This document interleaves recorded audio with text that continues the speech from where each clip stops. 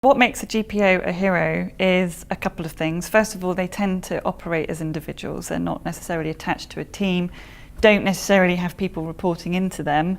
So that's kind of one identifier. And then the other kind of characteristic that kind of makes them worthy of being a hero is that they come from an interesting background on the whole. They need to have a combination of probably some kind of accounting skills, process skills, project management skills, people management skills, change management skills, IT skills, having some lean in there as well. So all in all, they're not the kind of people you come across every day, and they need to have quite a blend of skills and capabilities and characteristics to be successful, so that's why we've called them a hero.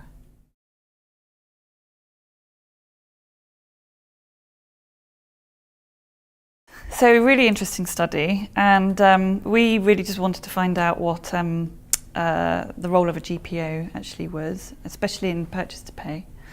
And some of the key findings that came out were that it was actually really important for a GPO to have strong relationships across the organisation and to use their influence to really kind of pull in those relationships to get things done. And I think one reason why that seems to be so important for a lot of GPOs at the moment is because a lot of GPOs just aren't being allowed to mandate and enforce change. I think only 26% of people that responded could actually mandate change. And that actually takes me on to another interesting finding because those people that can mandate change, if you look at the impact on their KPIs in purchase to pay versus the average impact on KPIs since the GPO role has been in place, the ones that can mandate change there's a marked difference. So the message there is if you can enforce change and mandate change, do it, because it's going to have a positive impact on your KPIs. And then I suppose one other key finding, there were many interesting findings that came out of it, but another key finding was budget and how it seems to be that the wings are being a little bit clipped at the moment as far as the GPOs are concerned, because they're not being given the budget to spend on IT, or even actually given their own budget to spend on anything.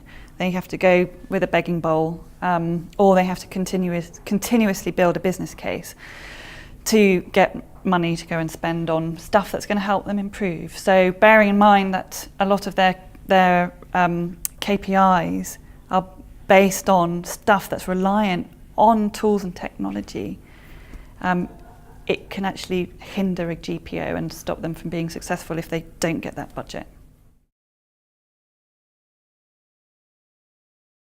So today's been a great day where we ran the Global Process Owner Summit, the Making of a Hero, and two key findings that came out today were the following. So the first one is that the GPOs are struggling still with access to budget, and particularly IT budget, and working with IT on getting things signed off that the GPO wants to have signed off because it will improve their process is still a struggle.